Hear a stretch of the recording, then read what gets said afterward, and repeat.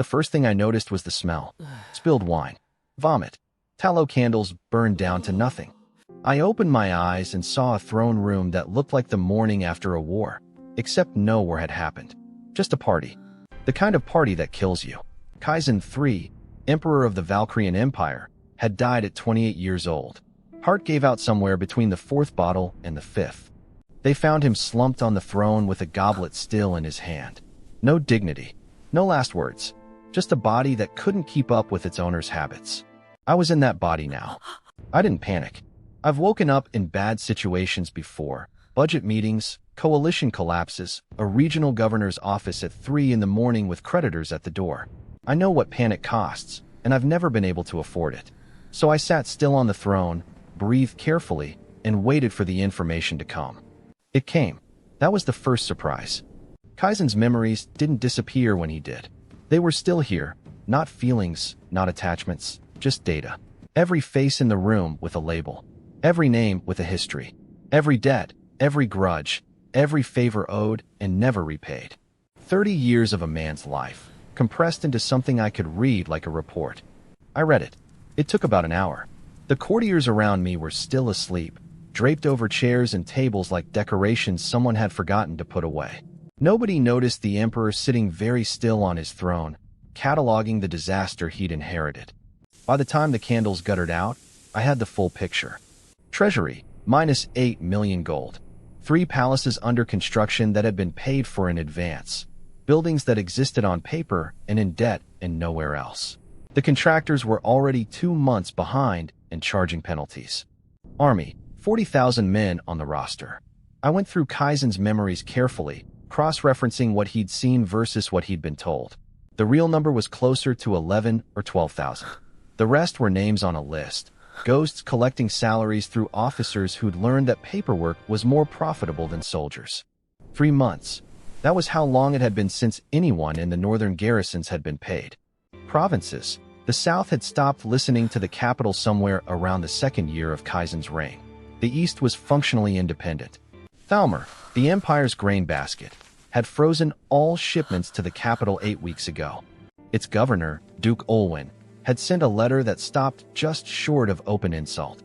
He saw no reason to feed a capital that contributed nothing and took everything. The conspiracy, 3 dukes, a portion of the officer corps, and at least 1 person from the inner circle. They had a date. I didn't know it yet, but Kaizen had noticed the meetings increasing in frequency over the last month. Dinners that ran late, couriers arriving at odd hours, a particular kind of careful politeness that meant people were waiting for something. They weren't waiting for Kaizen. They were waiting for the right moment to remove him. He was already gone. They just didn't know it yet. I stood up. My legs were unsteady. Kaizen's body was not in good condition, and whatever he'd consumed the night before was still working its way through the system. I walked to the window. Dawn was coming up gray over the capital, and the city looked the way cities look when you know what's wrong with them. The gaps between the buildings, the roads that needed repair, the market district already crowded and loud even at this hour. For 1,000 people in the poor quarter, that detail had surfaced from Kaizen's memory without a label, just a number attached to a location. I filed it away and kept reading. The door opened. A man in his 50s entered with the careful posture of someone who had learned to approach unpredictably in the morning. Vet, chief treasurer, 22 years in the position. Survived 3 emperors by being good at his job and invisible about it. He stopped when he saw me standing at the window. Something crossed his face, confusion quickly suppressed. Your Majesty. He bowed. I apologize for the intrusion. I was informed that. He stopped again, recalibrating. I have a matter requiring urgent attention. The garrison payroll, I said. He blinked. Yes, in 6 days, the northern garrisons are due their wages for the quarter. We have nothing to pay them with. I know. I turned from the window. Sit down, vet. He sat, slowly, like a man who had never been invited to sit in this room and wasn't sure the invitation was real. Tell me the exact figure in the working treasury, I said. Not the official number, the real one. A pause. Then, 340,000 gold, Your Majesty, after standing obligations. The northern payroll is how much? 280,000 for 3 garrisons. That leaves 60,000 in reserve. I did the arithmetic. And the next tax collection from the eastern provinces is when? 90 days. Assuming they pay. Assuming they pay. I looked at him. He looked back at me with the expression of a man who had been waiting a long time for someone to ask the right questions and had stopped expecting it would happen. The palace construction projects, I said. The 3 that Kaizen, that I authorized last year. What are the penalty clauses if we suspend them? He produced a folder from under his arm. He had brought it with him. He had been carrying it for weeks, I suspected, waiting for the moment when it might matter. Suspension penalty is 12% of the contracted amount. Cancellation is 22. Suspension, all 3. Today, I did the numbers in my head. The contracts totaled roughly 2.5 million gold. 12% penalty was 300,000. Painful, but survivable. That frees up enough to cover the garrison payroll and leaves a working reserve. The contractors will be unhappy. The contractors will be paid a penalty and invited to submit revised bids when the treasury recovers. Unhappy contractors are manageable. Unpaid soldiers in a garrison that's already been approached by conspirators are not. Bet stared at me. Draw up the suspension orders, I said. I'll sign them before noon. And Vet, he had started to rise. He stopped. The fictions in the army roster. The names without bodies. I know they exist. I'm going to need accurate numbers before I can do anything else. Start quietly pulling the real figures together. Don't tell anyone what you're doing. He stood very still. Then he said, carefully, "Yes, Your Majesty." He left. I turned back to the window. The city was fully awake now. Somewhere in the poor quarter, 4,000 people were living next to open drainage ditches that ran alongside the drinking wells. Somewhere in the north, 11,000 actual soldiers hadn't been paid in 3 months.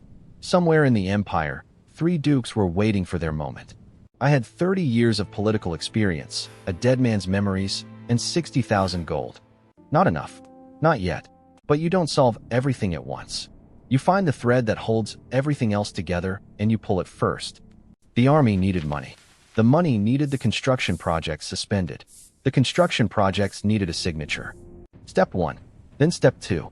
I went to find something to write with. The report arrived before breakfast. 3,000 soldiers in the western garrison had declared neutrality. Not mutiny. They were careful about the word. The commander's official letter used phrases like temporary operational pause and pending clarification of command structure. Diplomatic language for, we are not obeying orders, but we haven't started shooting yet either. I read it twice.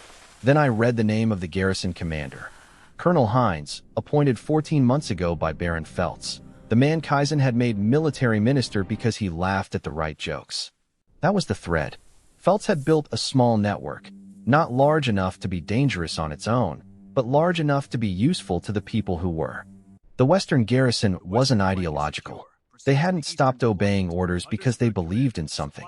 They had stopped because they hadn't been paid in 3 months, and the man who appointed their commander was whispering that change was coming. I called the council. 8 ministers. They filed in with the careful expressions of men who had learned that morning meetings with Kaizen meant either a spending announcement or someone losing a title. They arranged themselves around the table and waited. I let them wait a moment longer than necessary. Kaizen had never done that.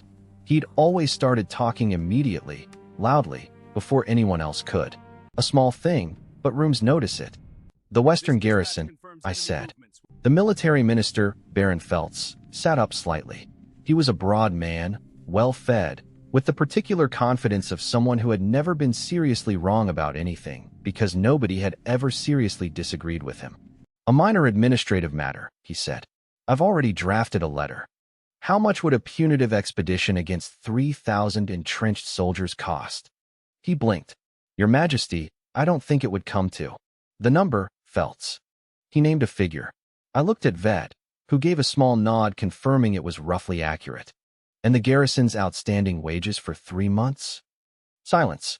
A quarter of what you just told me, I said. We are considering spending 4 times the value of the problem to solve it with force, when the problem is that we didn't pay people what we owe them. I picked up the report and set it down again. They're not rebels. They're employees who stopped showing up because their wages bounced. Pay them. Feltz opened his mouth. You will travel to the Northern Road Inspection Post today, I said. The roads between the capital and the second garrison are in poor condition. I need a full assessment. Take your time. It's a long road. He understood. The room understood. Feltz left before noon, heading north on a road that didn't particularly need inspecting, to buy the conspiracy time to lose one of its operational connections. Nobody said anything about it. That was how these things worked when they were done correctly. The ride to Moran's estate took 4 hours. I went alone, which Kaizen had never done for anything. His memories contained exactly 0 instances of traveling without a full escort. The absence of an escort was itself a message. I just wasn't sure yet who I was sending it to. General Moran's estate was modest for a man of his rank. No marble, no decorative fountains, no signs that the owner had spent much time thinking about appearances. The stables were in better condition than the main house. That told me something. He was in the yard when I arrived, splitting wood. He stopped when he saw me and stood with the axe at his side and said nothing. Kaizen's memories had a detailed record of their last meeting. A budget review in which Moran had presented accurate figures showing that 1/3 of the military expenditure was being routed through contracts that didn't exist. Kaizen had called it slander, thrown a goblet at the wall, and sentenced him to indefinite exile. Moran had been here for 11 months. Splitting wood, tending horses, waiting. I'm not going to explain why you were sent here, I said. You know, I know. It was wrong, and saying more than that wastes both our time. He didn't move. The Western garrison has declared neutrality. My real army numbers somewhere between 11 and 12,000. The roster says 40,000, but we both know what the difference means. I watched his face. 3 northern garrisons haven't been paid in 3 months. I've released funds to cover it, but someone still has to go north and make sure the payment arrives and means something. And I need to know the actual number, not what the paperwork says. Every soldier, every post, real figures. He set the axe against the woodpile. 10 days, I said. That's the timeline. After that, I need you back in the capital because the Western garrison is the smallest problem I have. Moran looked at me for a long moment. Not with hostility, with something more careful than that. The expression of a man who has been given exactly what he expected and is trying to figure out what it costs. You've been in bed for 3 days, he said. Kaizen had been confined to his chambers with a fever the week before his death. That was the story that had been circulating. I've been busy, I said. Another silence. Then, the northern roads are bad. 10 days is tight. I know. That's why I'm asking you, and not someone who would tell me 10 days is impossible. He almost smiled. It didn't quite make it to his face, but it was there in the way his shoulders changed. I'll need written authority to override the garrison commanders on personnel counts, he said. If I'm walking in to count heads, I need something that makes it an order and not a request. You'll have it before you leave tonight. He nodded once. The conversation was over.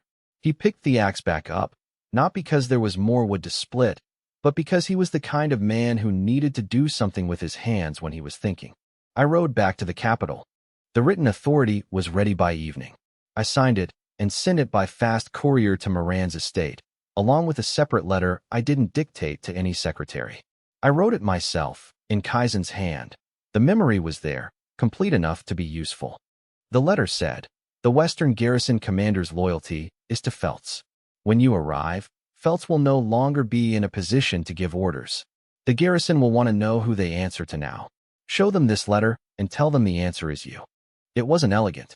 30 years in politics had taught me that elegance was what you added after the crisis was over. Right now, I needed Moran moving north before the conspiracy realized Feltz was gone and sent their own man. I calculated the timeline. Feltz reaches the northern road posts tomorrow evening. He'll send a message south as soon as he understands what happened, but the roads are slow and I'll have him watched. Moran reaches the Western garrison in 4 days. Payroll arrives in 2. By the time anyone with bad intentions understands what's happening, the garrison will have been paid, recounted, and placed under a commander they didn't choose and can't negotiate with. Not elegant, but it closed the hole. I sat at the desk and looked at the inventory Vet had prepared that morning. The numbers weren't good. They were less bad than yesterday, which was the only direction I cared about. 40,000 gold in reserve. 1 problem partially solved. 1 general in motion. 1 minister removed from the board. 12 days since I woke up in a dead man's body. The conspiracy still had a date I didn't know. The army's real numbers were still fiction. The grain from Thalmer still wasn't moving. And somewhere in the inner circle, someone was passing information to people who wanted me dead. But I had one thing I hadn't had 2 weeks ago. A general who knew what the army actually looked like, moving toward the one place the conspiracy was counting on. Sometimes one piece is enough to start.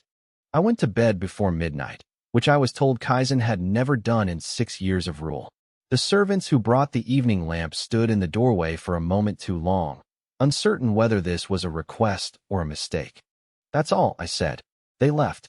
I closed my eyes and started working through what I needed from Olwen. The doctor's report was 4 sentences long. Fever of unknown origin, spreading through the eastern residential quarter near the main market. 7 dead in 10 days. Recommended action: relocate affected residents outside the city walls until the bad air clears. I read it at the morning briefing and set it down. "Bad air," I said. The city physician, a man named Holtz who had held the position for 16 years, nodded with the confidence of someone who had never been seriously questioned. "The miasma in that district is particularly concentrated, Your Majesty. The density of population, Where do the drainage ditches run in that quarter?" A pause. "I'm not certain of the exact." "Vet." I looked at the treasurer, who had become a permanent fixture at morning briefings because he was the only person in the room who consistently had accurate numbers.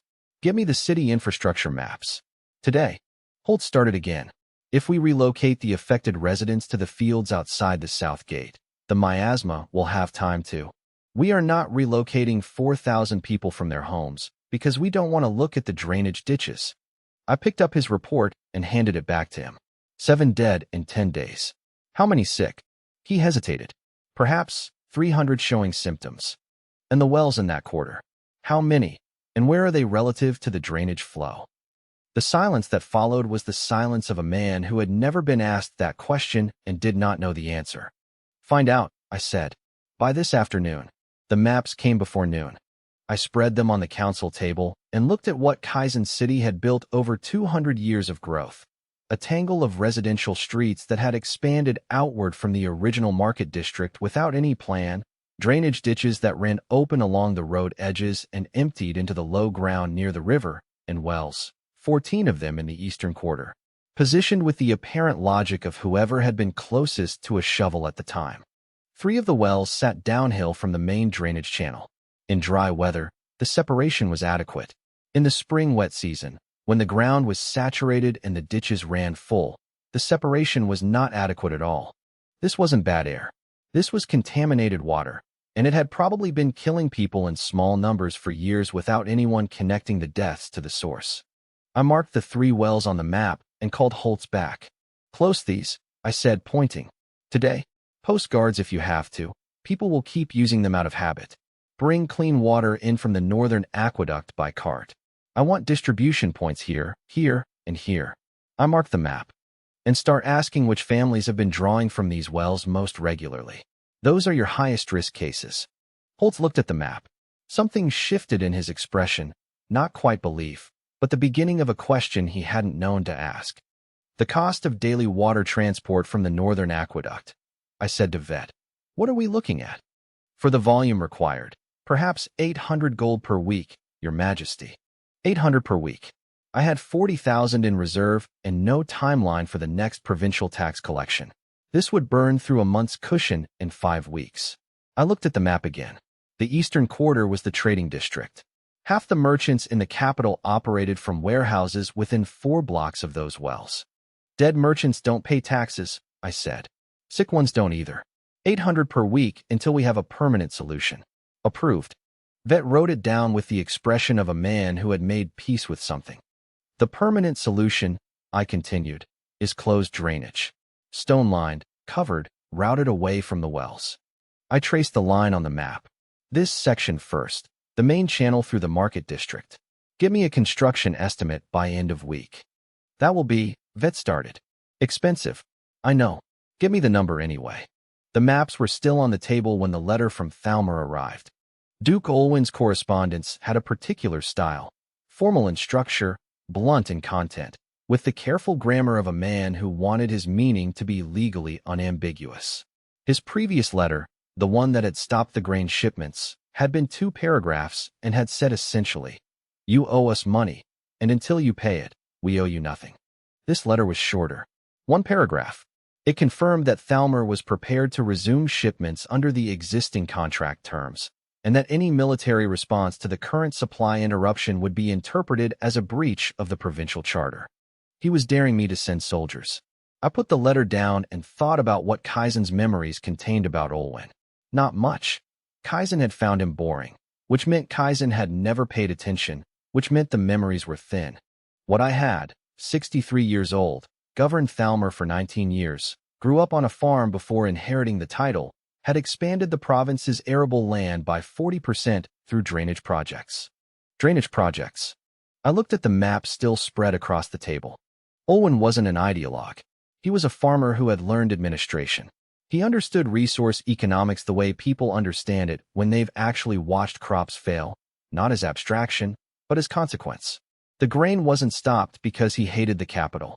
It was stopped because the capital had been taken without paying, and he had decided, rationally, that this arrangement no longer worked. I didn't write back immediately. I went to find out the actual debt figure first. It took Vet 3 hours to produce a clean number. The capital owed Thalmer 14 months of unpaid grain contracts, a combination of Kaizen's deliberate deferrals and 2 years of payment schedules that had quietly slipped into fiction. The total was 420,000 gold. I did not have 420,000 gold. I had, at this point, approximately 32,000 after the water transport commitment. I sat with the number for a while. Then I wrote to Olwen. Not a response to his letter. A new letter, on plain paper without the imperial seal, addressed to him by name rather than title. I told him the debt figure I had calculated. I told him the actual state of the treasury, which was information no emperor had ever voluntarily shared with a provincial governor. I told him I could not pay the full amount now, but I was prepared to formalize a repayment schedule with legal penalties against the crown if the schedule was missed. I offered an 18-month tax reduction for Thalmer, not as charity, but as partial offset against the accrued debt. And I offered something that cost me nothing but would matter to him: the exclusive supply contract for army provisioning, which meant guaranteed volume and guaranteed payment, underwritten by the military budget rather than the general treasury. In exchange, grain resumes within 2 weeks, and Olwen appears at a capital council meeting within the month to sign the formal agreement in front of the other provincial governors. That last part was the important one. The other governors needed to see what cooperation with the new administration looked like. Olwen showing up was worth more than the grain. I sealed the letter myself and gave it to a courier with instructions to ride hard. While I waited, I worked on the drainage estimate. The city engineer, a quiet man named Brecht who had spent 20 years submitting infrastructure proposals that Kaizen had ignored, arrived at the council chamber with rolled plans under both arms and the expression of someone who had been asked to dance and wasn't sure the invitation was real. "The eastern quarter drainage," I said. "Main channel, covered, stone-lined, rerouted to the river outlet below the wells. What does it cost and how long?" He unrolled the first plan. It was dated 3 years ago. I looked at him. "I drew it up after the fever outbreak in year 4 of the previous administration," he said carefully. "The proposal was not reviewed. I'm reviewing it now. Cost and timeline. As drawn, 380,000 gold, 14 months to completion. Too slow. If we prioritize the section between the market and the well cluster, just that section, and do the rest in a second phase?" He leaned over the plans, measuring with his thumb. Phase 1, 90,000 gold. 3 months. I had 32,000. Even with the construction project penalty funds coming back into the treasury from the suspended palaces, I was looking at a gap. "The suspended palace contracts," I said to Vet, who had appeared silently at the doorway with the instincts of a man who had learned to be present when numbers were being discussed. "The penalty payments from the contractors, when do they arrive?" "The first installment, within 30 days. Approximately 60,000. 60,000 incoming, 32,000 in hand. 90,000 needed for Phase 1, plus the ongoing water transport costs." "Close," I said. "Not comfortable, but close." I looked at Brecht.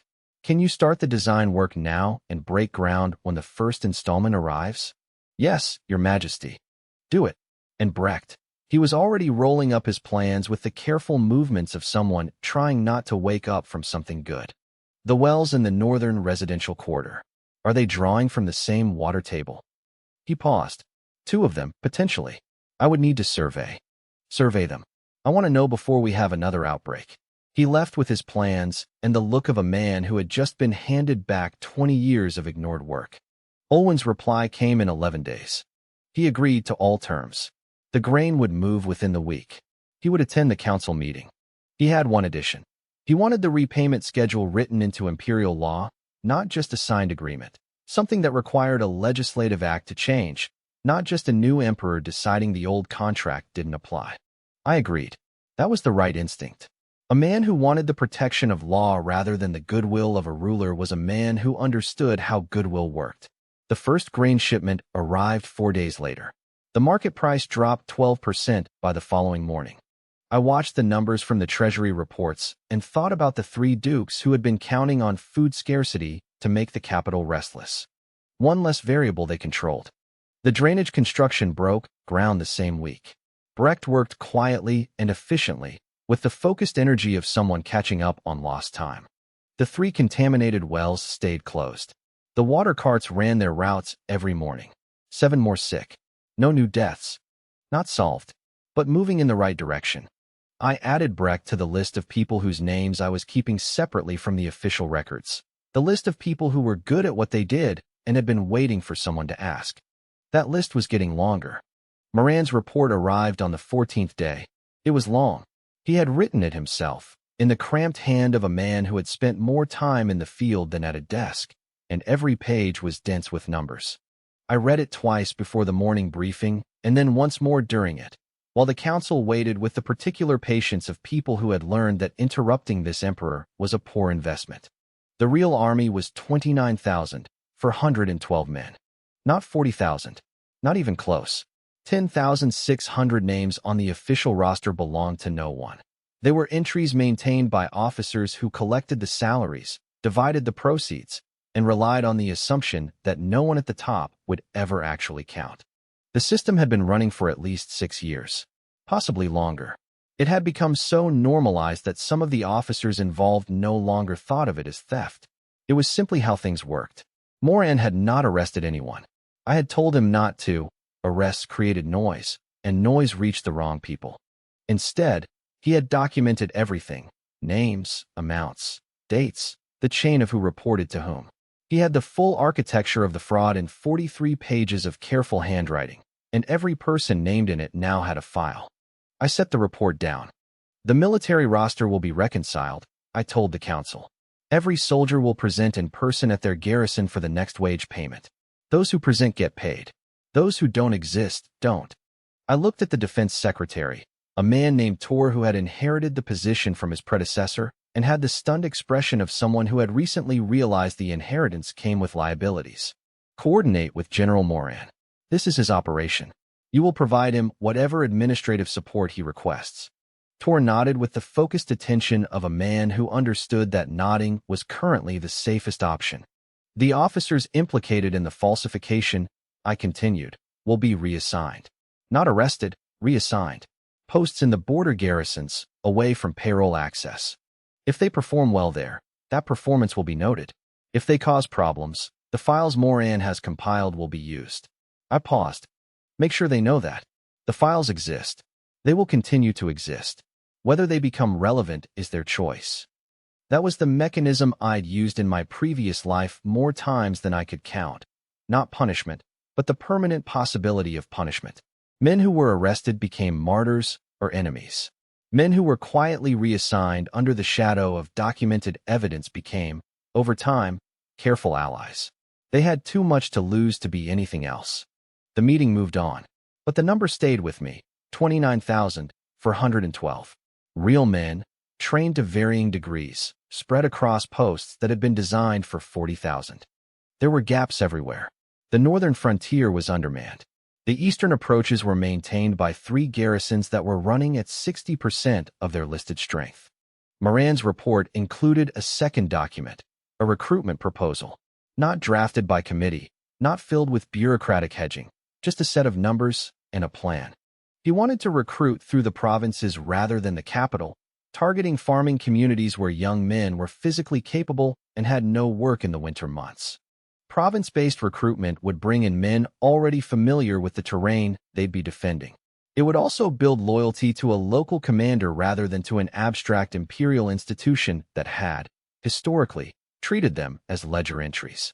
I approved the proposal in the margin and sent it back the same day. 29,000 now. 45,000 by winter. 80,000 by the following year, if the recruitment held. The conspiracy was counting on an army that didn't exist. They were going to be surprised by how real the replacement was. The fever quarter was quieter now. I walked through it in the early morning, before the market opened, when the streets were empty enough to see them clearly. Breck's crew had been working for 3 weeks on the drainage channel. The open ditches along the main street were half covered. Stone arches laid over the existing channel, the joints mortared, the surface repaved on top. It smelled different already. Not clean, but less immediately wrong. The water carts still ran their morning routes. The 3 contaminated wells were still closed, marked with painted boards that Holtz had written himself once he understood what he'd been missing. He had not been defensive about it. That had surprised me. In my experience, professionals who had been wrong for a long time were usually defensive. Holtz had looked at the evidence and simply changed his position. I found that useful enough to keep him. A woman was filling a bucket at the distribution point near the market entrance. She watched me as I passed, not with hostility, just assessment. I was in plain clothes, no escort. She couldn't have known who I was. She went back to her bucket. The mortality numbers had leveled out. 7 dead total. 31 still sick, recovering. No new cases in 10 days, since the wells were closed. For 1,000 people in this quarter. The drainage construction would take 3 more months to complete the first phase. Then Brecht wanted to survey the northern quarter, which had 2 wells he thought might have the same problem. Then the southern residential district. Then the secondary market channels. It was going to take years and more money than I currently had. But the system for doing it now existed, and systems, once started, tended to continue even when the person who started them was no longer paying direct attention. That was the thing about infrastructure. It outlasted its builders. Kaizen had spent money on monuments to himself. I was spending it on drainage. Neither of us would be remembered for it in the same way, but one of those decisions would still be working in 200 years. I walked back to the palace and thought about schools. The idea had started practically, the way most ideas did. The quarantine instructions during the fever outbreak had been posted in writing on boards throughout the eastern quarter. Holtz had told me afterward that he'd had to send runners to read them aloud to residents, because the literacy rate in that district was low enough that the written notices were functionally useless. A city where orders couldn't be posted in writing was a city where administration ran on rumors and messengers. A merchant who couldn't read a contract was a merchant who could be defrauded. A soldier who couldn't read a map was a soldier who depended entirely on whoever was holding it. I had spent 30 years in government watching the compounding cost of this problem. Illiteracy wasn't a personal failing. It was a systemic one, and systems could be changed if you started early enough and were patient about the timeline. I called in the head of the Imperial Records Office, a small man named Seld who managed a staff of 40 clerks and had the careful habits of someone who dealt in precision. How many of your clerks could teach basic reading and arithmetic? I asked. He considered. Perhaps half. Those trained before the budget reductions, the older staff. I want to open reading rooms. 3 initially, in the market district, the eastern quarter, and the southern residential area. Each room needs 2 teachers, morning and afternoon sessions. Children primarily, but open to adults in the evening. I thought about what would make people actually show up. Attendance tied to a tax reduction for tradespeople. Any licensed tradesperson who sends a child earns a 5% reduction on their quarterly guild fee. Seld's expression moved through several calculations at once. The guild fee reduction would cost less than maintaining a bureaucracy that can't post notices people can read. Work out the numbers and bring them to me tomorrow. I paused. And Seld, I want to know which of your clerks are good teachers, not just competent administrators. Those are different skills. Find me the ones who can explain things. He left with the focused purpose of a man who had been given a specific and solvable problem, which was the only kind of assignment that produced good results. 3 rooms, 20 teachers across the shifts. Not a revolution, a start. The revolution would happen in 15 years when the children who learned to read in those rooms grew up and wondered why the room they'd learned in didn't have a real building yet. That was when I told Vet about the university. He put down his pen. He picked it up again. He set it down a second time. Your Majesty, he said. Not now, I said. 2 years. I want a site selected, a faculty structure proposed, and a funding model that doesn't depend entirely on the treasury. There are merchants in this city who made their fortunes under conditions that an educated workforce would have improved. Some of them will fund a university if they understand what it produces. In 2 years. In 2 years, I want construction to have started. The planning begins now. I looked at him.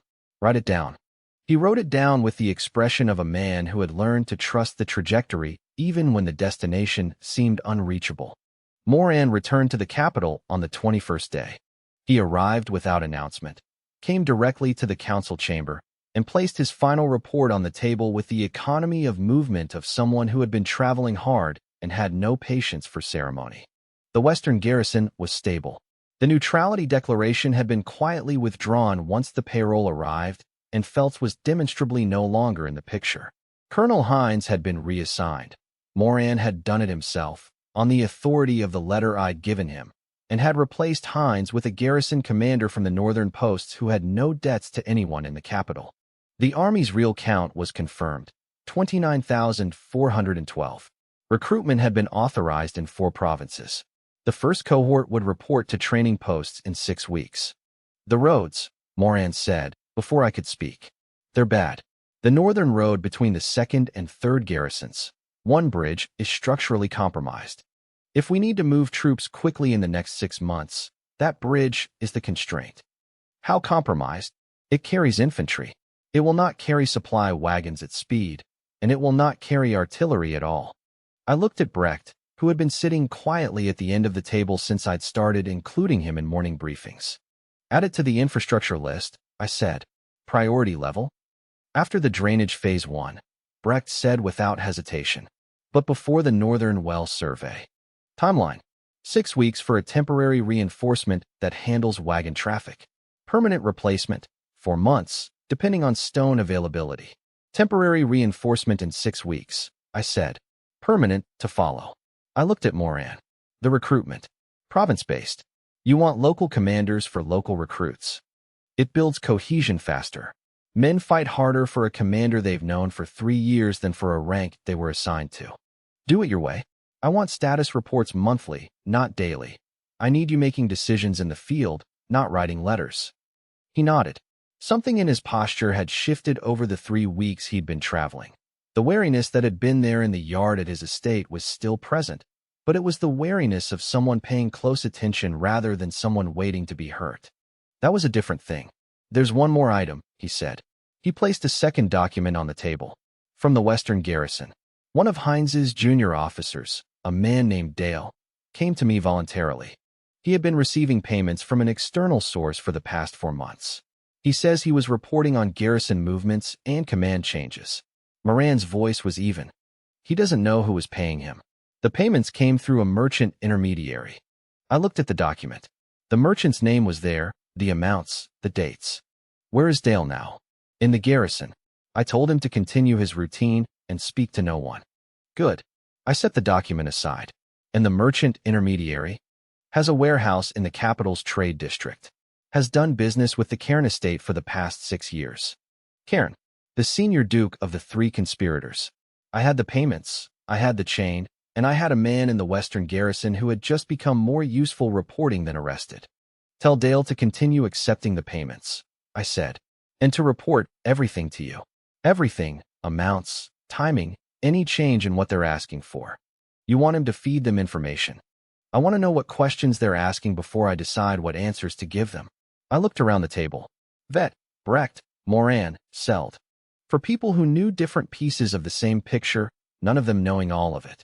Nothing discussed in this room leaves this room. That includes the existence of this conversation. Everyone nodded. These were people who had survived Kaizen's court by being careful. Carefulness was a habit I could work with. 6 weeks later, the numbers looked like this.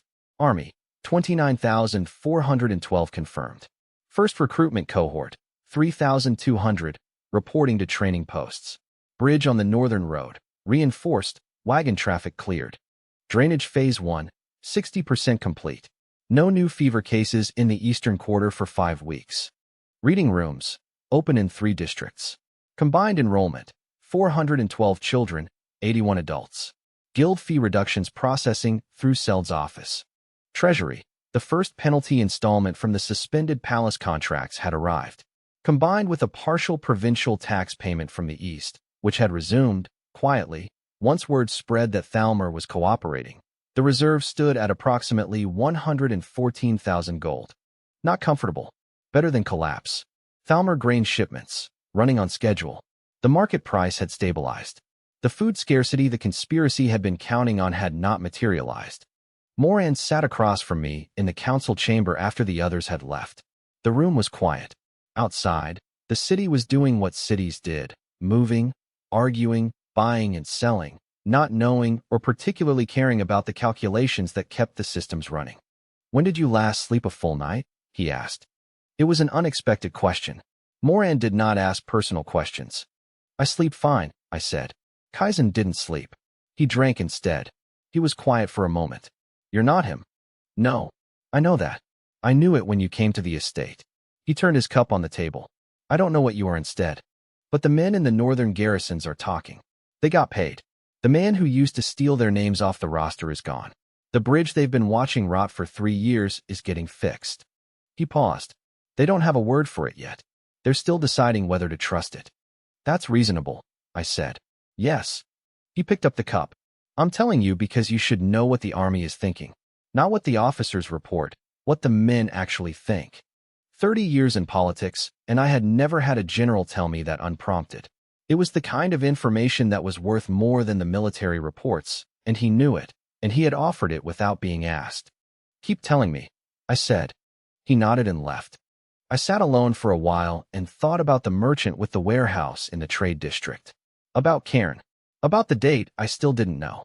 The conspiracy had lost Feltz, lost Olwen, lost direct access to the western garrison. They had a paid informant reporting to me now without knowing it. Their information about the army was out of date. They thought they were moving against 11,000 real soldiers and a demoralized officer corps. They were going to meet something different. But they still had a date, and I still didn't know it. That was the next problem. I added it to the list and went to find Vet to talk about the university site. The site Vet had identified was a former granary complex on the eastern edge of the administrative district. Large, structurally sound, currently in use because the grain supply contracts it had been built to service had collapsed 3 years ago along with everything else. Brecht had walked it with me the previous week. His assessment: the main storage building could be converted to lecture halls with moderate structural work. The outer courtyard was large enough for additional construction in phases. The location placed it within walking distance of the trade district, which was intentional. I wanted merchants to be able to see it from their warehouses. "The funding model," I said to Vet. He produced a document. He had been working on it for 2 weeks, and it showed 3 pages of careful analysis, numbers annotated in the margins, a summary at the top that I read first. The Treasury could fund construction, but not ongoing operation. Ongoing operation required a permanent revenue source that didn't depend on annual budget allocations, which could be cut by any future administration. Vet had identified 3 mechanisms: an endowment funded by one-time contributions, a levy on licensed professions whose practitioners would benefit from university-trained graduates, and a fee structure for wealthier students that subsidized places for those who couldn't pay. "The endowment," I said. "Who contributes?" "That requires you to ask them directly, Your Majesty. I can identify who has the means. The asking is a different matter." He was right. This was not a treasury function. This was the part that required the work I had spent 30 years doing, sitting across from someone who had money and explaining why their interests aligned with the investment I was proposing. I had Seld prepare a list. 12 names: merchants, guild masters, 2 minor, noble houses whose wealth came from trade rather than land. People who had built things and would understand the argument for building something whose returns were measured in decades rather than quarters. I met with them individually, over the course of 2 weeks. Not formal audiences, Working meetings, in offices and warehouses, in one case in a shipping yard where the man refused to leave his inventory unattended. I brought Brecht's drawings. I brought Vet's numbers. I explained what a city looked like when its merchants could hire graduates who understood contracts, logistics, and accounting instead of teaching every new employee from scratch. 7 of the 12 committed. The combined endowment covered 6 years of operational costs. The other 5 said they would consider it, which in my experience meant 3 of them would come back within a year once the construction was visible, and the first 2 said yes. Vet looked at the committed figures and was quiet for a long moment. You did that in 2 weeks, he said. I've been doing that for 30 years, I said. Different currency, same argument. He didn't ask what I meant. He had long since stopped asking questions about the things that didn't fit. The road tax came together in the 3rd month. The trigger was a specific event. A grain shipment from Thalmer arrived 3 days late because a supply wagon had lost a wheel in a rut on the secondary trade road and blocked the entire route for 6 hours while the backup built up behind it. Olwen's letter about it was politely worded and entirely without sympathy. I called in the heads of the 3 largest trade guilds. The roads between the capital and Thalmer are bad, I said. You know this. Your wagons break on them twice a week. The delays cost you money. I'm proposing a road maintenance levy, 2% of declared cargo value on goods moving on the primary trade routes. Every coin goes to road maintenance and nothing else. Brecht manages the account and the work. Annual audit, public figures. The senior guild master, a heavy-set woman named Asa who controlled 60% of the textile trade, looked at me with the expression of someone calculating in real time. 2%, she said. What do we get? Repaired roads. Faster transit. Fewer broken axles. I paused. And the levy is administered by a guild council, not the treasury. You appoint 2 of the 5 members. If the money isn't being spent correctly, you say so publicly. She looked at the other 2 guild masters. A long moment passed.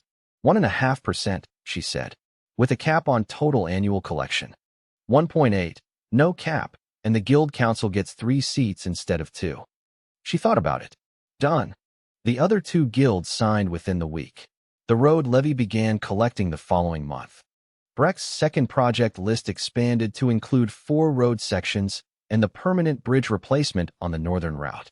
The roads would take years, but they were now funded by the people who used them, which meant the funding would not disappear when the treasury had other priorities. Systems needed to survive the people who built them. That was the part most reformers missed. They built things that required their own continued attention to function, and when they were gone, the things collapsed. I was building things that would run without me. That was the point. Not because I planned to leave, but because any system that required my personal presence to function was not a system. It was a performance. Moran had said the men were still deciding whether to trust it. I understood that. Trust was a function of time and consistency, and I had been here for 3 months. That was not enough time to earn it, only enough to start accumulating it. But the drainage was 60% complete. The reading rooms were full. The army was real and getting larger. The bridge would hold wagons before winter. The conspiracy had a date I didn't know. Everything else was moving in the right direction. The first sign was a timing problem. 3 weeks after Moran returned from the Western garrison, I made a decision in a private meeting with Vet and told no one else. I was going to delay the next provincial tax notification by 30 days to allow the eastern districts more time to stabilize their collections before the pressure arrived. A minor administrative adjustment. The kind of thing that would not appear in any public record for weeks. 4 days later, a courier from Duke Cairn's estate arrived with a tax grievance letter citing the delayed notification as evidence of imperial mismanagement. Cairn knew within 4 days. That meant someone in the room, or someone with access to the room's documents, had sent word within hours. Vet had been there. 2 secretaries had prepared the paperwork. 1 clerk had filed it.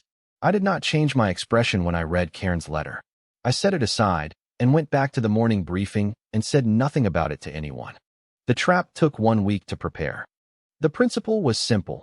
I had used variations of it twice in my previous life, once during a coalition negotiation where I suspected a leak, once during a budget dispute where information was reaching the opposition before the ink was dry on our internal drafts.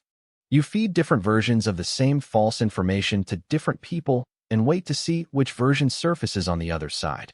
The information had to be specific enough to be actionable. Vague rumors were useless as bait, but not so consequential that the wrong version surfacing would cause real damage. I chose the Army recruitment numbers. In a meeting with Vet alone, I mentioned that first cohort recruitment was running below target, 1,800 instead of the actual 3,200. In a separate meeting with Tor, the defense secretary, I mentioned that recruitment was running above target, 4,200. In a meeting with my senior secretary Aldrich, who managed correspondence and had access to most of what moved through the council chamber, I mentioned that recruitment was exactly on target at 3,200, the true figure, but that Moran was concerned about the quality of the provincial cohort from the eastern districts. Then I waited. I asked Moran to listen for any intelligence about the Army's recruitment numbers from his contacts in the officer network, men who occasionally heard things from the capital through channels that were not official. The answer came in 9 days. A contact of Moran's had heard from a merchant who had heard from a household steward who had heard something at a dinner near Cairns estate. The Imperial Army's new recruitment was running below target, significantly below. 1,800. Bet's number. I sat with that for a day before I went to see him. He was at his desk when I came in, working through supply ledgers with the focused concentration that had made him good at his job for 22 years. He looked up, and something in his face registered that this was not a routine visit. I closed the door. The tax delay notification, I said. The one from 3 weeks ago? Who did you tell? He was quiet for a moment. Not the quiet of someone calculating a lie. The quiet of someone who had been waiting for this conversation and was now deciding how to have it. My brother-in-law has a textile business, he said. He asked me about the notification timeline 2 weeks ago. I told him it would be delayed. I didn't think, he stopped. Your brother-in-law's textile business. Does it operate in the trade district? Yes. Is he acquainted with the merchant intermediary whose warehouse is 3 streets from the Cairn estate? A longer pause this time. They're in the same guild. I looked at him. Vet was not a conspirator. I was certain of that. He was a man who had been careless with someone he trusted, and that someone had been less trustworthy than he knew. That was a different problem than a deliberate leak, but it produced the same result. Your brother-in-law will stop asking you questions about treasury operations, I said. If he asks, you will tell me before you answer him. If he asks and you answer without telling me, what I know about the roster fraud and the officers who participated will become significantly less useful to those officers.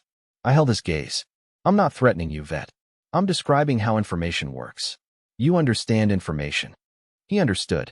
Yes, Your Majesty. Good. I sat down across from him. Now, the actual leak in the inner circle is not you. It's the channel from your brother-in-law to the merchant to Cairn. I need that channel to remain open and to remain ignorant of the fact that I know about it, which means you will continue having occasional conversations with your brother-in-law about non-sensitive matters. Routine things. Enough to keep the relationship credible. He stared at me. You want me to feed them information. I want the channel to stay warm until I decide what to put through it. I stood. In the meantime, the recruitment numbers your brother-in-law heard. They think we have 1,800 new soldiers. Don't correct that impression. I left Vet at his desk looking like a man who had just understood that being innocent of something did not protect you from being useful because of it. That was a lesson most people learned late. The second thread was closer. Aldrich had managed correspondence for 2 emperors before Kaizen and had survived both transitions by being invisible and efficient. He was 51, meticulous, and possessed of the particular competence that comes from doing one job for a very long time. Kaizen's memories contained nothing suspicious about him, but Kaizen had never paid attention to the people around him, which meant his memories of the inner circle were the least reliable data I had. I watched Aldrich for 2 weeks without doing anything. What I observed, he was the first person in the chamber each morning and the last to leave. He handled every piece of correspondence that moved through the council office, incoming, outgoing, filed, and discarded. He had, in the normal course of his duties, access to virtually everything. I did not set a trap for Aldrich. I did something simpler. I started writing certain categories of correspondence myself and handling the filing personally, without explanation. Routine letters about army logistics, infrastructure contracts, and the tax negotiations with the eastern provinces moved through Aldrich's office as normal. Everything related to the conspiracy investigation, Moran's intelligence reports, and the identity of Dale as an informant was handled by me alone. If information from the Aldrich channel stopped surfacing on Karen's side, I would know the leak was contained to Vet's brother-in-law. If it continued, there was a second source. It stopped. Vet's brother-in-law had been the only thread. Aldrich was clean. I noted that and moved on, because the absence of a problem was not interesting. Only the solution of one was. Chancellor Vane had been waiting for 3 months to make his move. He was the second most powerful man in the government, and had spent Kaizen's reign carefully positioning himself to benefit regardless of who won any given political conflict. He had not joined the conspiracy, too risky, but he had been maintaining quiet channels to Karen's faction while performing loyalty to the throne. This was not unusual behavior for someone in his position. It was, in fact, exactly what I would have done in his position. What he had not counted on was that I would find the treasury irregularities. Seld had found them while auditing the reading room budget. A small discrepancy in the salt import levy that had been routed through a sub-account in the Chancellor's administrative office. Not large enough to be dramatic. Large enough to be a thread. I pulled the thread for 2 weeks quietly, with Vet doing the technical work and no one else in the room when we discussed it. By the end, the picture was clear. Vane had been drawing a consistent personal income from the salt import levy for somewhere between 8 and 9 years, using an administrative mechanism that was technically within his authority and practically invisible unless someone was specifically looking. He had been there for 3 emperors. He had been doing this for all of them. I called him to my office on a Tuesday morning with no advance notice. He arrived composed, as he always did. He sat where I indicated, arranged his coat, and waited with the patience of a man who had navigated difficult audiences many times. The salt import levy, I said. Sub-account 7 in the Chancellor's administrative fund. 8 years, give or take. How much would you estimate the total is? The composure held for approximately 2 seconds. Then something shifted in it. Not collapse, but a very precise recalibration.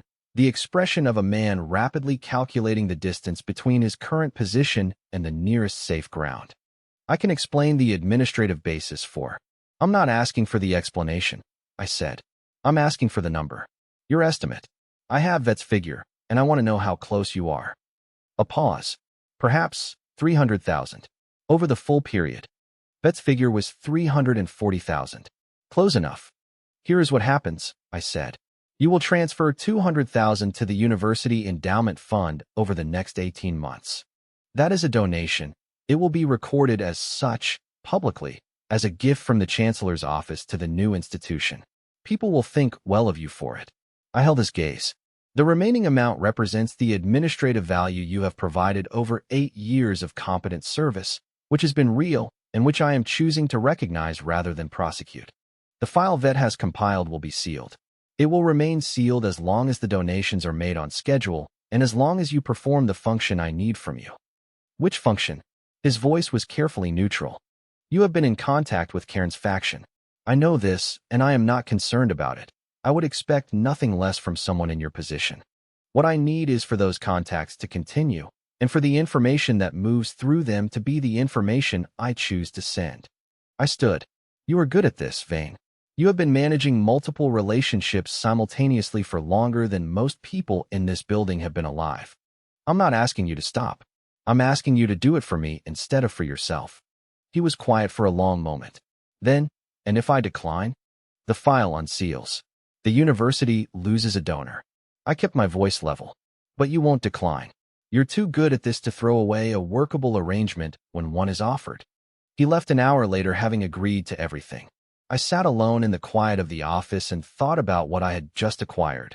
A direct channel into Karen's inner circle, managed by the most experienced political operator in the building.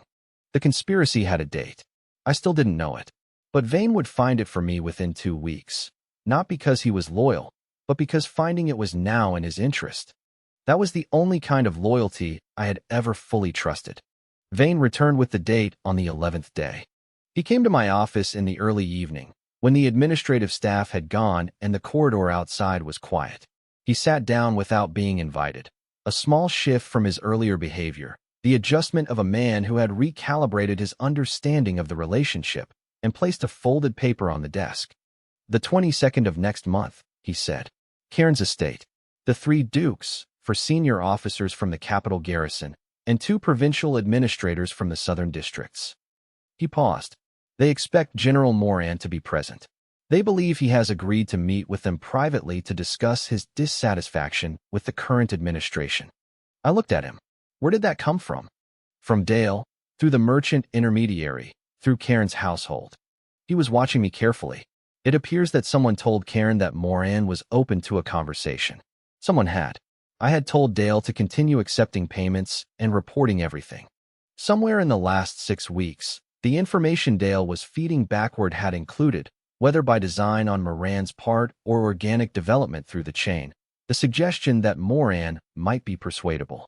I had not planned that specifically, but it was useful, and useful things that arrived without planning were still useful. Who else knows the date? I asked. On their side, the 3 dukes, the 4 officers, and whoever is coordinating the provincial administrators. On our side. He gestured at the space between us. Keep it that way, I said. Moran will need to know. No one else until I decide the approach. Vane nodded and stood. At the door he paused. The donation schedule. First installment next week. I know.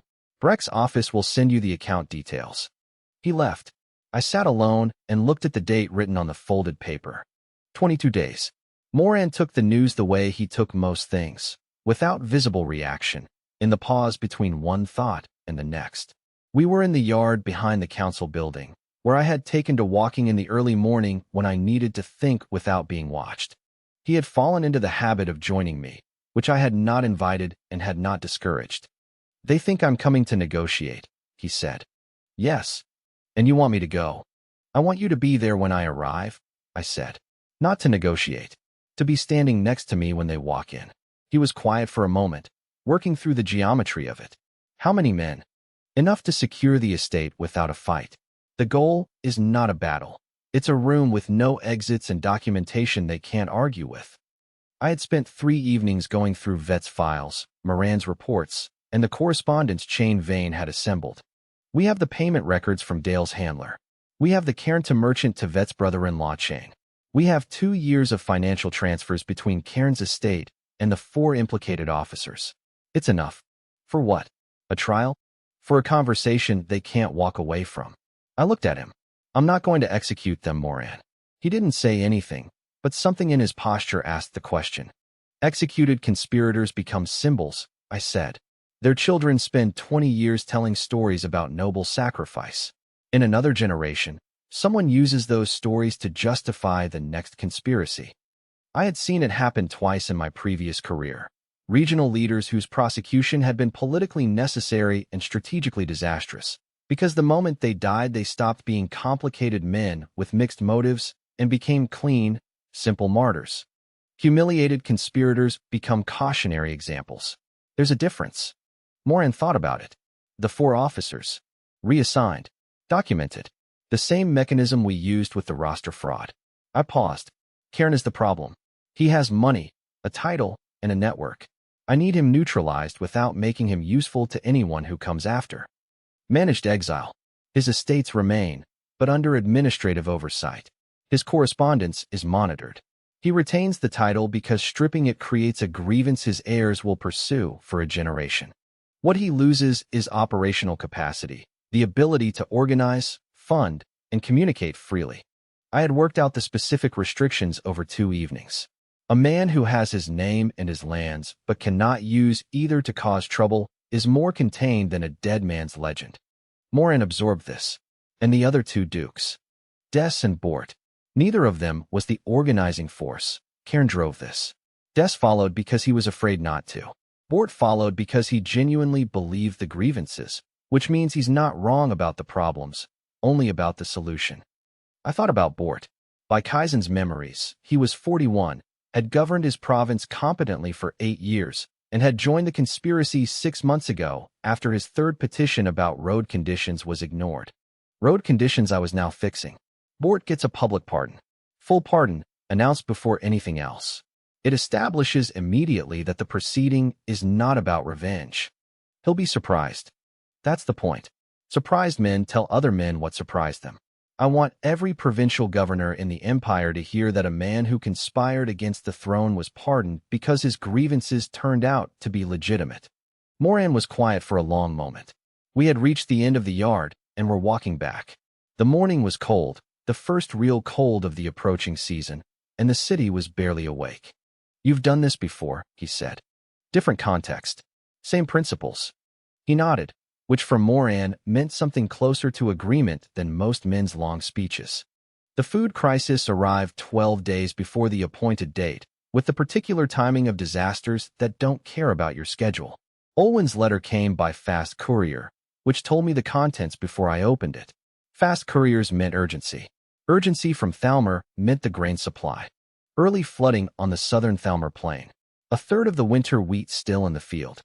The storage volumes for the contracted army supply were intact. Olwen had moved quickly to protect the warehoused grain, but the projected spring shipment was going to be short by roughly 40% of the committed volume. I read the letter twice. Then I looked at the calendar. 12 days to the meeting at Cairns Estate. 40% shortfall in spring grain arriving sometime in the next 3 months, depending on how the flooding resolved. Cairns' faction would know about the flooding within days. They had contacts in Thalmor, everyone did. They would interpret it as confirmation of their position. The administration was fragile, the food supply was unstable, the moment to move was now. They would be right about the fragility. They would be wrong about the implication. I called Vet and Moran together and laid out the problem. The immediate question is the army, Moran said. 40% shortfall in spring grain affects provisioning for the new recruits. If we can't feed them through the training period, recruitment stalls. The capital question is price stability, Vet said. If the market hears about a Thalmor shortfall before we have an alternative source in place, the grain merchants will speculate. Prices rise, the poor quarter suffers, and Cairn has his public unrest. Both correct. Two problems, connected, requiring different solutions. Marnin, I said. They looked at me. The Marnin Trading House. They operate the northern grain routes from the border provinces.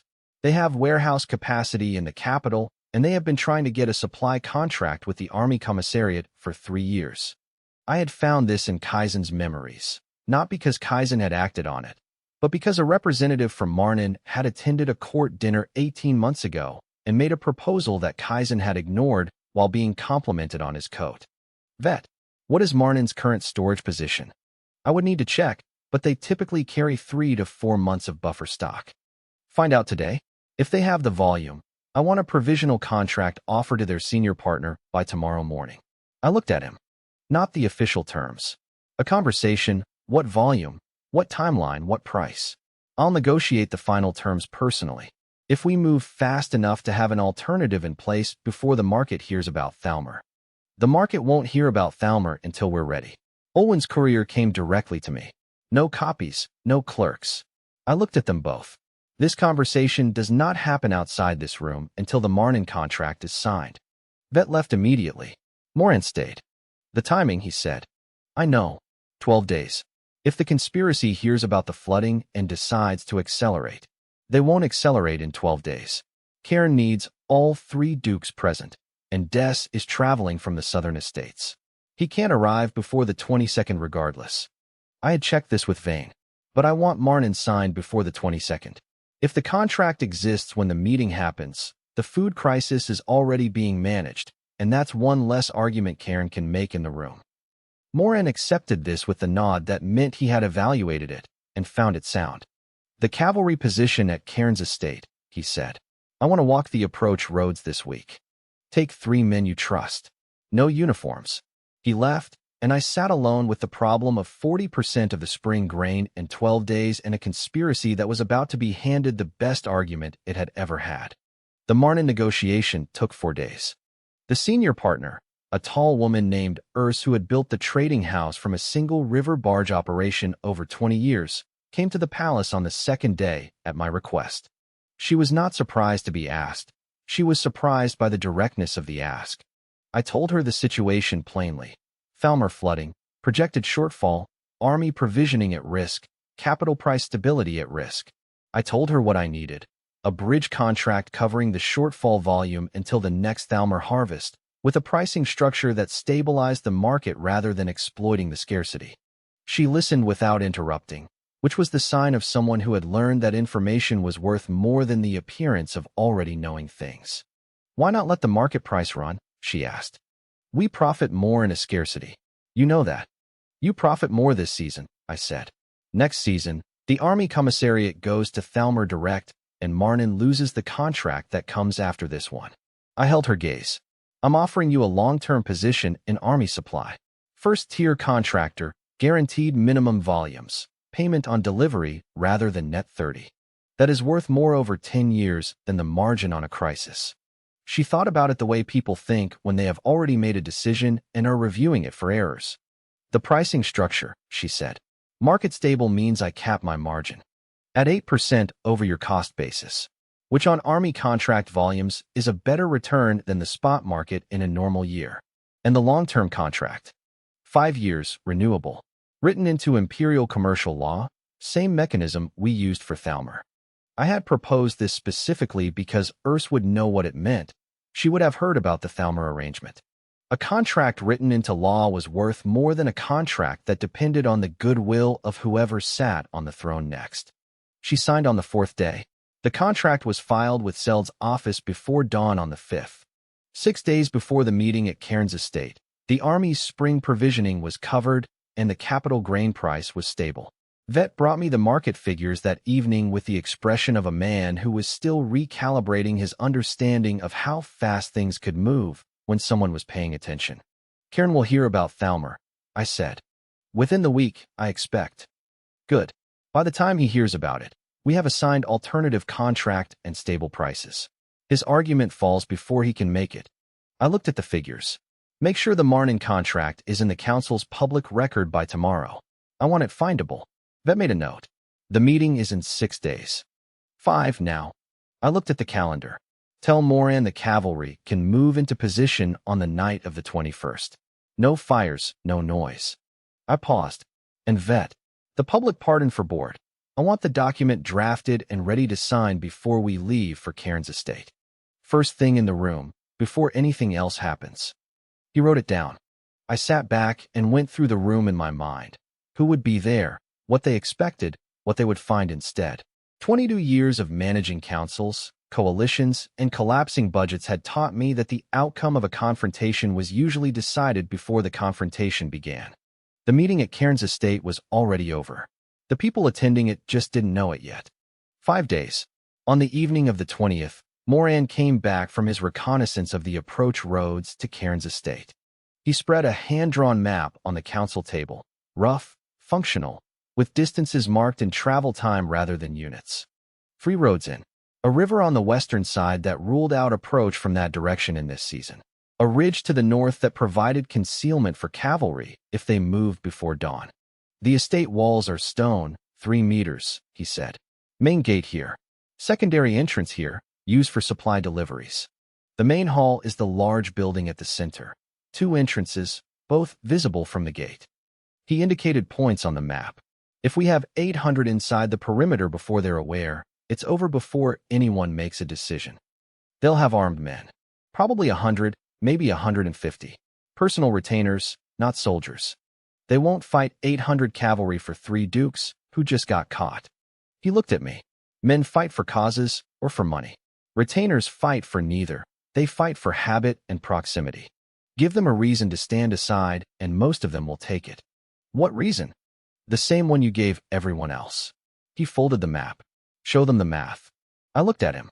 It was the most strategic thing I had ever heard him say, and he said it the way he said everything, matter-of-factly, without apparent awareness that it was anything other than obvious. "The cavalry moves at midnight on the 21st, I said. "I want them in position before first light. Quiet approach, no torches on the final stretch." "Agreed." He picked up the map. "You're riding with us?" "I'm arriving at the gate at dawn. After you're in position." I thought about the image, the Emperor arriving alone, or nearly alone, to a secured estate. The message that's sent to everyone watching. With Vane. He should be there. He has been managing this channel for 2 months, and the people in that room know his face. It will help them understand how completely they were outplayed. Moran almost smiled. The same almost smile from the estate yard for months ago. Get some sleep, he said. You've been awake since the Marnin contract. I sleep fine. I know. You keep saying that. He left.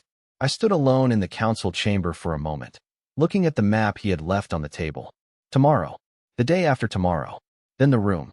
For months of careful work came down to a morning at a country estate. That was always how it ended, not in the strategy, but in the execution of it, in the room where everything you had prepared either held together or it didn't.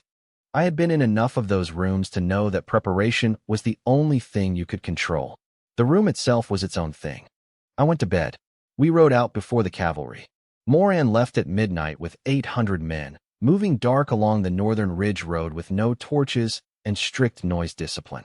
I left at 4 in the morning with Vane, 2 secretaries carrying document cases, and a 6-man escort, small enough to look like a routine administrative journey, large enough to be taken seriously at a gate. Vane rode in silence for the first hour. He was not a comfortable rider, and he was not a man who filled silence with unnecessary speech. I had come to appreciate that about him.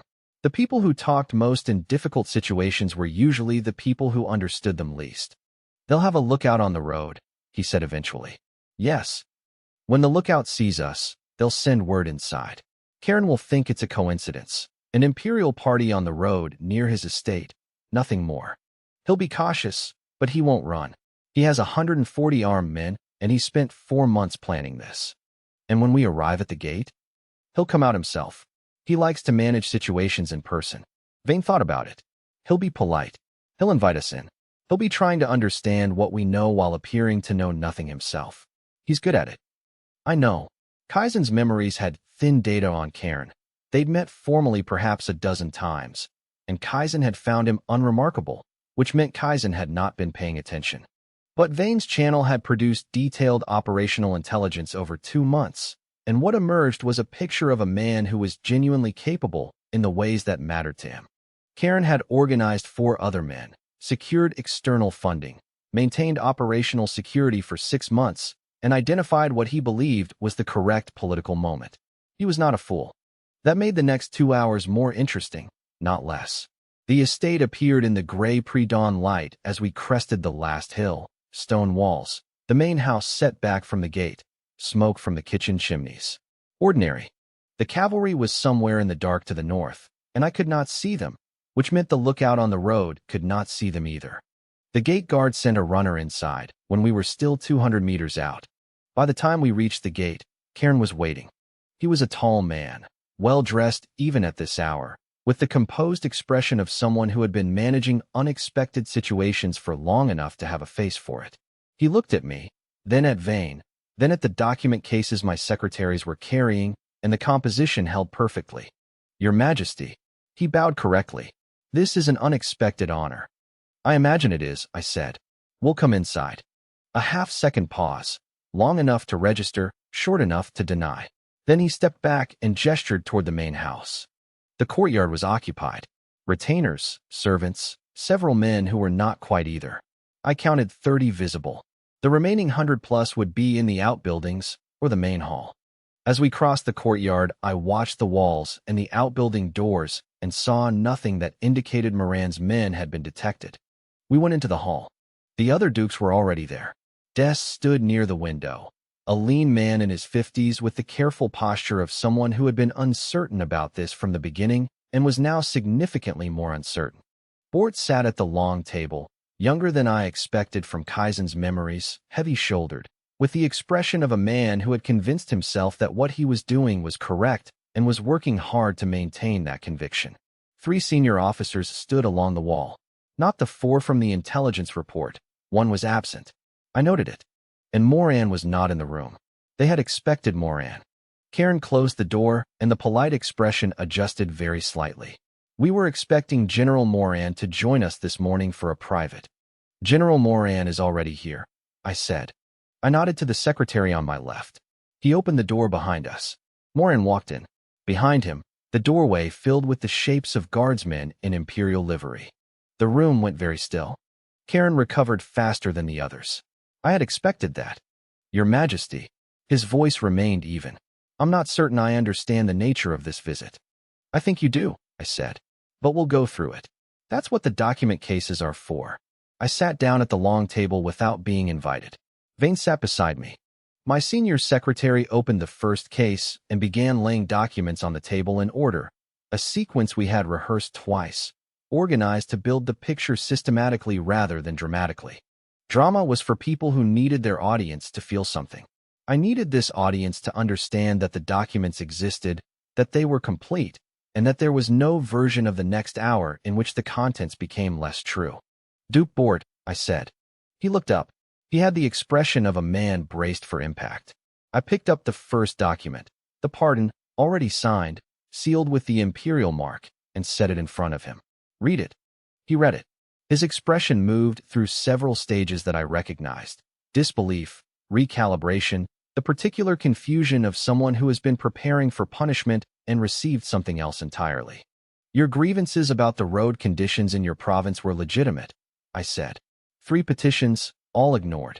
The road between your provincial capital and the northern trade route is being repaired under the new road levy.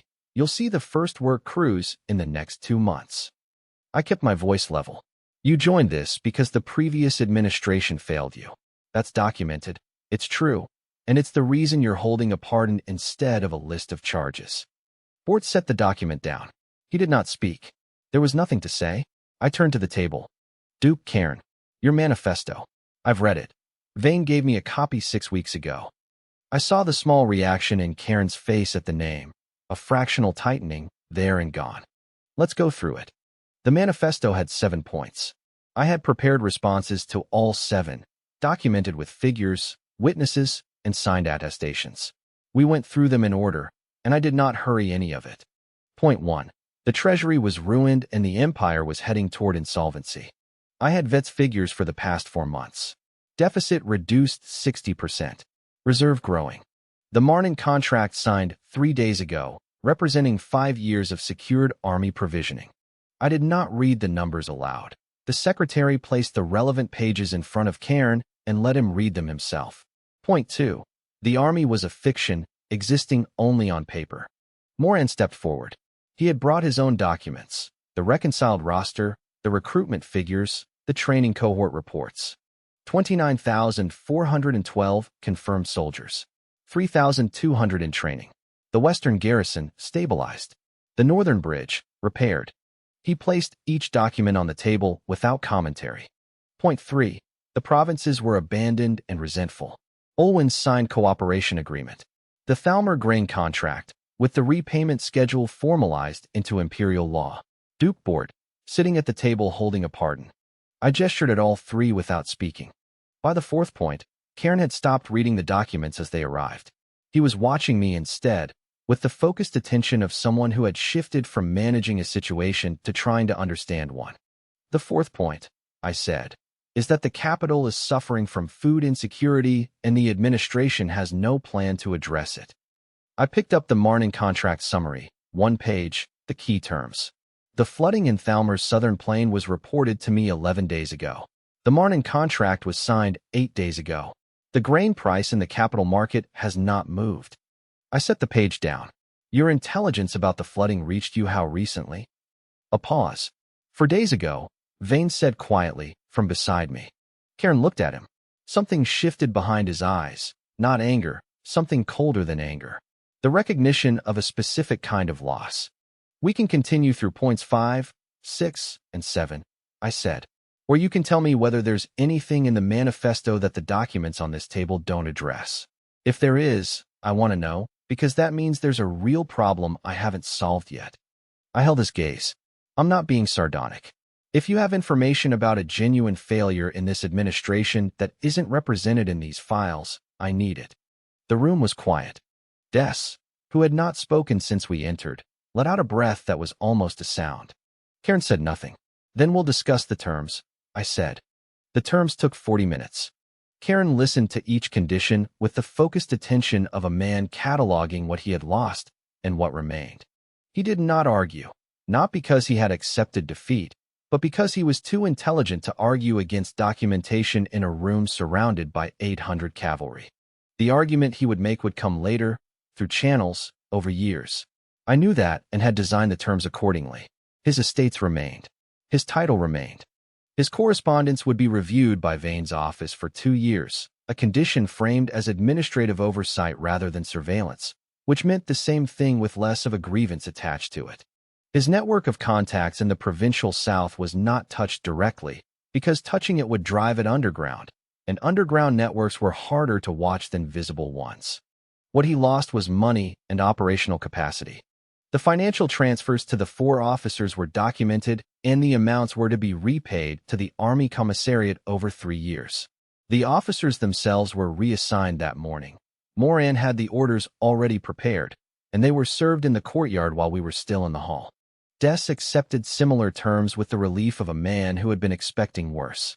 He had followed Cairn because declining had seemed more dangerous than participating, which meant his participation had always been contingent. Contingent participants were not threats. They were people who needed to be given a better option, and I had just given him one. Ford had said almost nothing for the entire proceeding. As we were preparing to leave, he picked up the pardon from the table. He had set it down carefully when we began, as though placing it somewhere he could find it again, and looked at it once more. "The Northern Road work," he said. "Your Majesty, the cruise will be there within 2 months. Brecht's schedule has it in 6 weeks, I said. Weather dependent. He nodded. Not gratitude, something more considered than gratitude. The expression of a man updating a position. We rode back in the late morning, with the cavalry dispersing by units on different roads so that 800 men did not arrive in the capital simultaneously and attract the kind of attention that would require explaining. Vane rode beside me, which he had not done on the way out. He had been present through the entire proceeding, and he was quiet in the way of someone processing a large amount of information. "The point about Thalmer," he said eventually. "You knew they'd only heard 4 days ago." "I knew because you told me when their intelligence arrived. I watched the road. The timing was the point. They spent 4 months planning around a grain crisis that I closed in 3 days. Showing them the contract wasn't about the contract. It was about the gap between when I knew and when they knew." He was quiet for a moment. "You wanted them to understand the size of the information disadvantage. I wanted Cairn to understand it. The others were secondary." I paused. "Cairn is capable. He'll test the terms over the next year and look for edges. He needs to believe, specifically and concretely, that I will see what he's doing before he finishes doing it." I looked at Vane. "That's your function for the next 2 years. Not surveillance, presence. He needs to know you're there." Vane absorbed this with the expression he wore when he was recalibrating his understanding of his own position. He had entered this arrangement from fear and calculation. He was leaving it, I thought, with something slightly different, not loyalty, but professional investment. He was good at what he did, and I was giving him meaningful work to do. For a certain kind of person, that was enough. The capital appeared on the horizon in the early afternoon. I had been outside the walls for less than 12 hours. In that time, a 4-month conspiracy had been closed, 3 dukes had been processed according to their individual situations, 4 officers had been reassigned, and 800 cavalry had been exercised and returned without a single engagement. Clean. Contained. Nobody had died. Moran rode up beside me as we approached the gate. "The absent officer," he said. "From Cairn's list. Colonel Pren. He was expected at the estate and didn't arrive. I had noted it. Where is he?" "His garrison post. He received a message 2 days ago, we don't know the content yet, and stayed at his post rather than traveling. Someone had warned him, or he had made his own calculation about the odds and decided that the estate was not where he wanted to be on the 22nd. "Find out what the message said," I said, "and where it came from. Already working on it." I rode through the gate thinking about Pren and what his absence meant. One officer who had not been in the room when the room closed. One thread that had not been tied. Everything else was resolved. Almost. Pren's message took 10 days to trace. The source was a household steward in the capital, not Cairn's network, not the merchant intermediary, not anyone connected to the threads we had already mapped. A separate line entirely, running from someone inside the administrative district to Pren's garrison through a courier service that handled private correspondence for minor noble households. The steward's employer was a trading company with offices in 3 border cities and a silent partner whose name did not appear in any of the company's registered documents. Moran put the file on my desk without comment. I read it twice. The silent partner's identity required 2 more days of work through Seld's registry office before the name emerged, traced through property records and commercial licenses, and 1 land transaction from 11 years ago that had been filed in the wrong provincial registry and therefore never consolidated with the main record.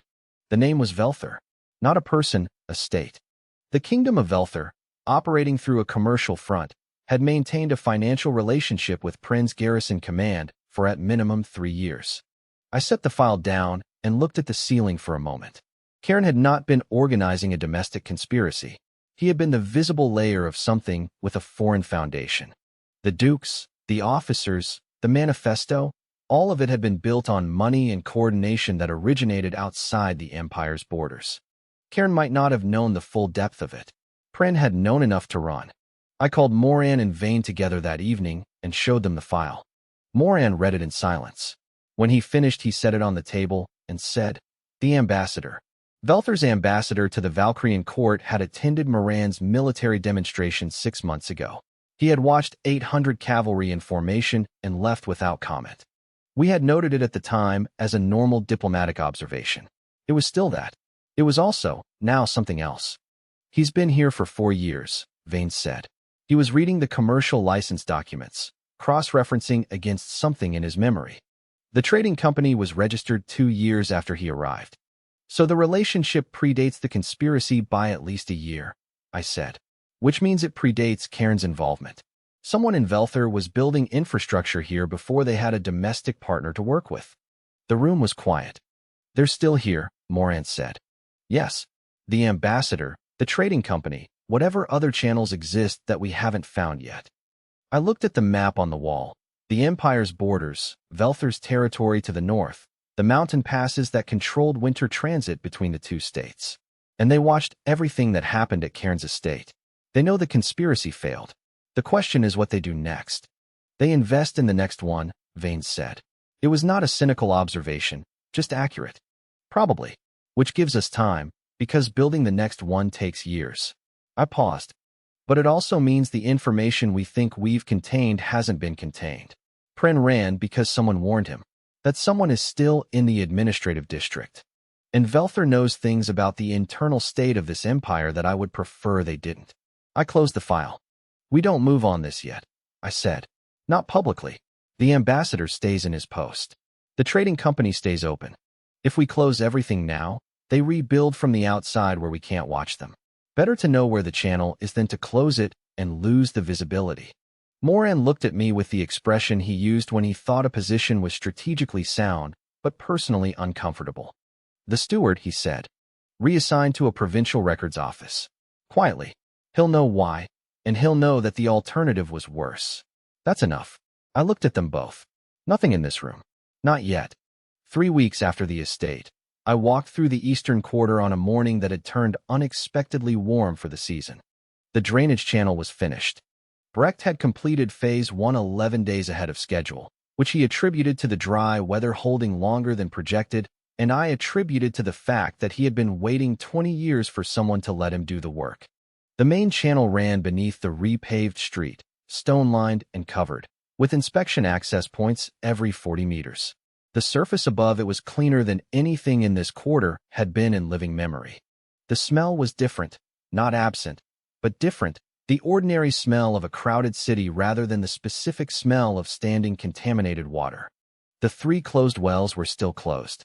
Brecht was designing replacements, new shafts, positioned on the uphill side of the drainage flow, lined to prevent seepage.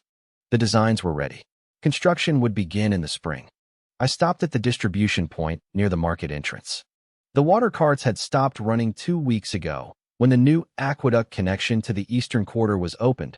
A secondary line that Brecht had proposed as part of Phase 1 and that I had approved on the grounds that a permanent connection cost less over 10 years than indefinite cart delivery. A man was filling a bucket at the tap. He looked up when I stopped, registered that I was not local, and went back to his bucket. 7 dead. That was the final count. 7 people who had died before we understood what was happening. 31 sick, all recovered. No cases in the past 2 months. I stood there for a moment and then kept walking. The reading rooms had been open for 4 months.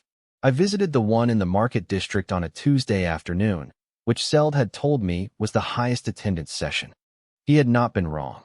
The main room held 40 children at long tables, working through letter exercises with the focused silence of people doing something they had decided mattered. The teacher was a former clerk named Austin who had worked in Seld's records office for 18 years before the budget reductions that Kaizen had made in year 3 of his reign had eliminated his position.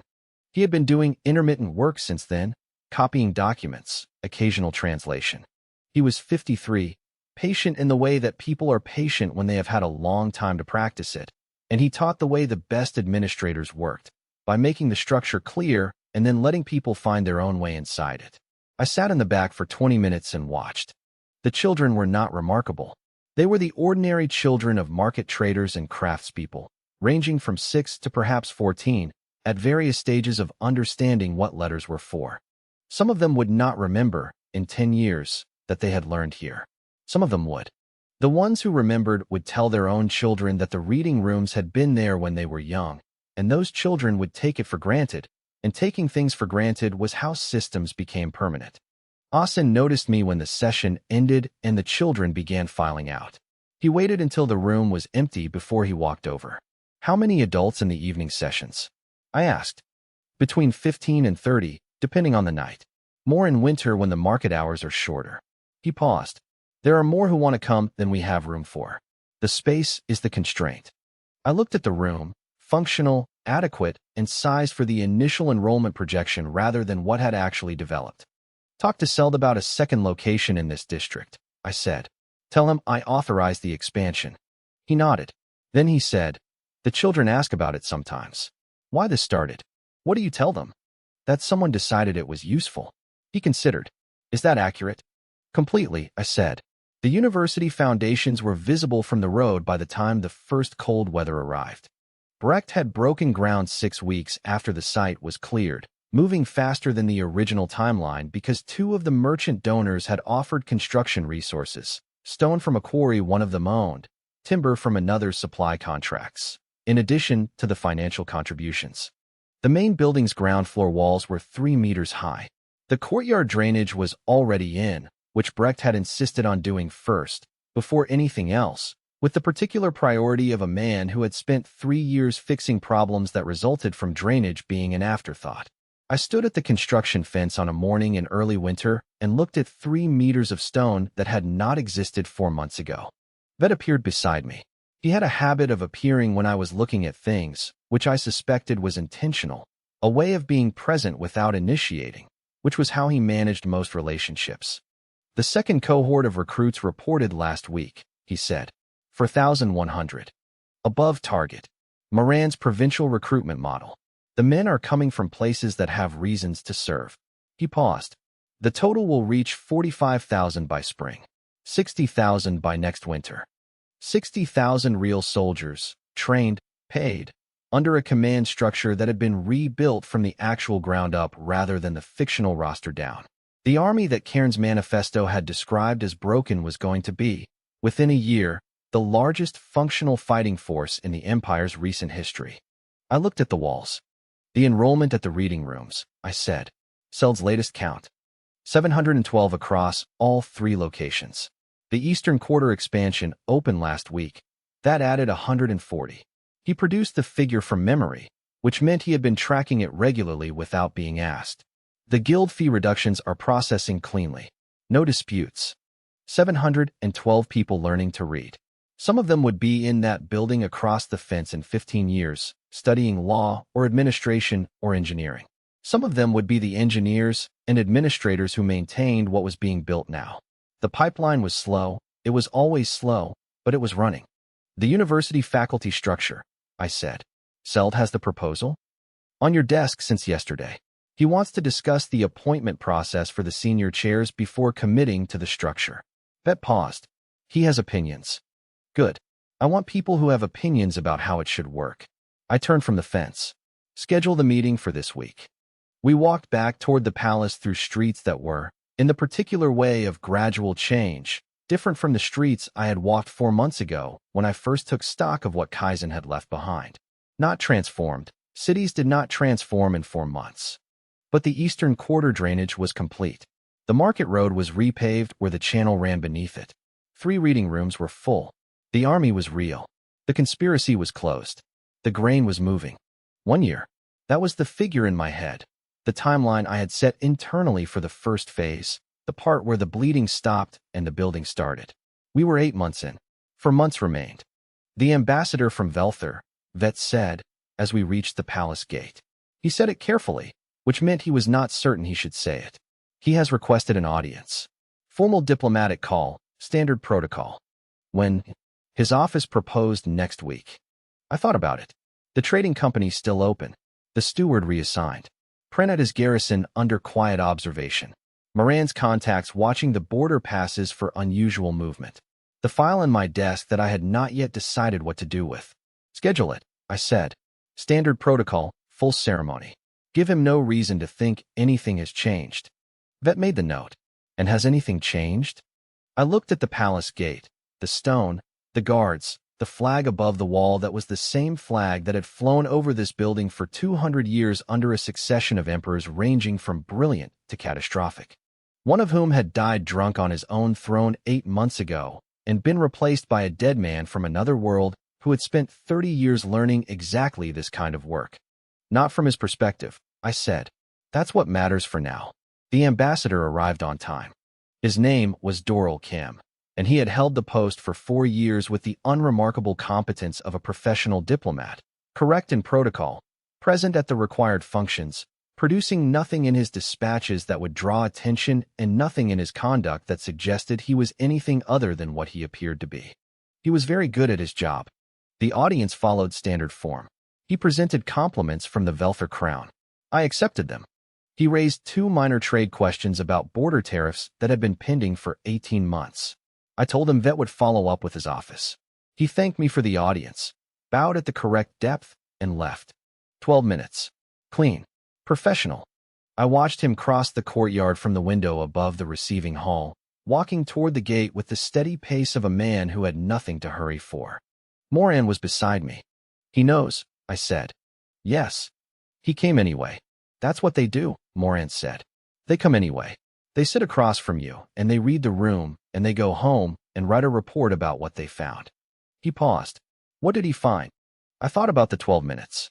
Kim had not asked about the conspiracy, had not mentioned Cairn, or the estate, or any of the events of the past month. Had raised 2 questions about tariffs that were genuinely pending and would require genuine answers.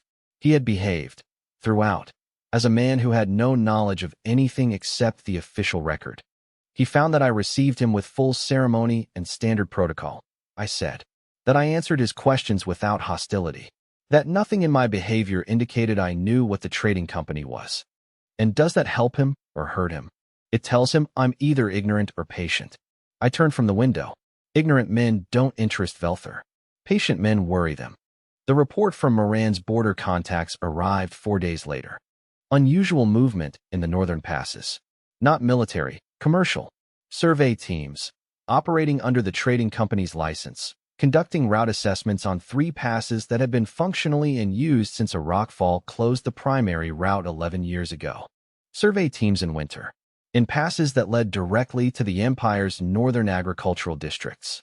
I spread the report on the desk alongside the file I had built over the previous 3 weeks, the trading company registration, the property records, the land transaction from 11 years ago, Pren's reassignment order, the payment records from Dale's handler. Laid out together, the picture was clear enough that I did not need to interpret it. It interpreted itself. Velther had been building toward this for at least 3 years. The conspiracy had been one approach: internal destabilization, a sympathetic government installed, a border agreement renegotiated under favorable terms. That approach had failed.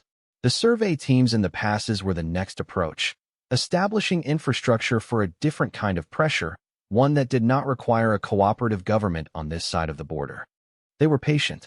That was the thing I had to hold on to. They were patient in the way that states were patient, operating on timelines that individual administrations rarely planned for. Cairn had been a year's investment. The passes were probably a decade's. I had been in this body for 8 months. I looked at the map on the wall. The northern passes, marked in the thin lines of old cartography. The agricultural districts behind them. The capital, further south. 60,000 soldiers by next winter.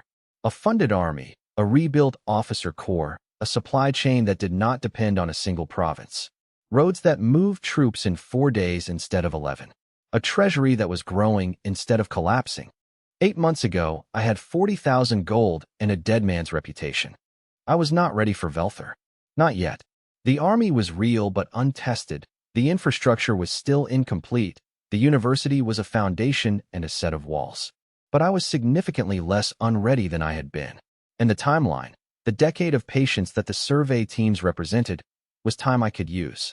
Moran was in the doorway. The passes, I said. I saw the report. How long to make them defensible? The 2 secondary passes, not closed, defensible. Fortified positions, small garrisons, enough to slow a commercial survey team into something that requires permission. He considered. 8 months. Maybe 6 if we prioritize the stone supply. 6 months. We had more than that. We had, if the survey teams were building toward a decade, years.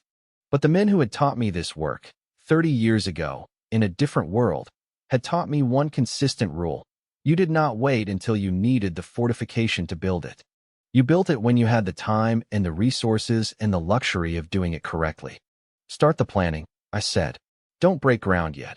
I want the site assessments first, and I want them done by people who look like road surveyors.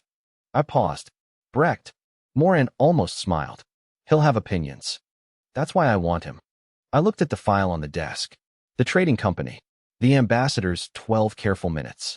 The survey teams in the winter passes. Cairns' manifesto, answered point by point in a country estate while 800 cavalry waited outside. 30 years of politics had taught me to read the difference between the problem in front of you and the problem behind it. The conspiracy had been the problem in front. Velther was the problem behind. The problem in front was closed. I pulled a fresh sheet of paper toward me and started writing the brief for the pass assessments.